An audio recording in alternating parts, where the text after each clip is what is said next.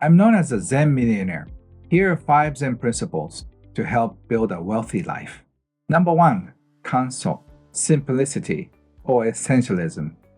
So we tend to think if we have more money, more time, more of everything, then eventually one day we'll be wealthy. But in fact, if we can find happiness in little small things, you can feel abundant and wealthy as well.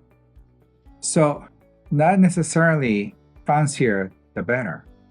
Many years ago, we rented this big house with 17, 18 rooms, but after a few months, we realized that we were separating ourselves. We needed cell phone to find out where we are to each other. So I realized that finding little happiness in a small apartment is much, much nicer than living in a huge house. So don't worry about impressing everybody. Just find contentment in simplicity. The next Zen principle is Yin Say. That means asymmetry or unbalanced are things to be valued and appreciated, which comes from Japanese Zen garden.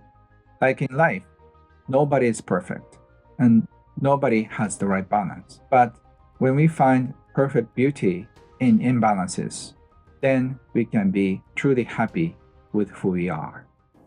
Yin Say is also very interesting when it comes to finding your gifts.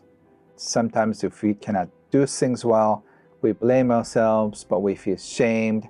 But Yin Say teaches us that it's okay to have our weaknesses. I have a lot of weaknesses, but because of that, I'm human.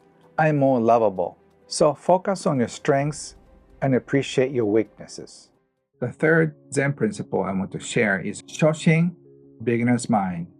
So if you think that you know everything or you know already a lot, you can learn new things. One time I was at my mentor's house and then I asked him to teach me about money. I was already starting my business and I sort of thought that I already knew a lot. And he saw it in me. So he said, watch this. And he started pouring Japanese tea from the pot. It was about to fill up, and then he didn't stop, and the tea overflowed. And he said, this is like you. You have so much knowledge in your head. Unless you empty everything, and you cannot learn anything from me. So you intentionally have to empty your cup if you want to learn something new. So the Zen principle 4 is Fuji, non-duality or unity. This originally means that everything is interdependent, not separate. Even if something bad happens, that is going to be turned out to be good things. And if one thing is so good, but later on it could be turned into bad things. For example, I have a friend who is a great speaker. He used to stutter when he was in his grade school, and his friends tease him for not being able to speak well.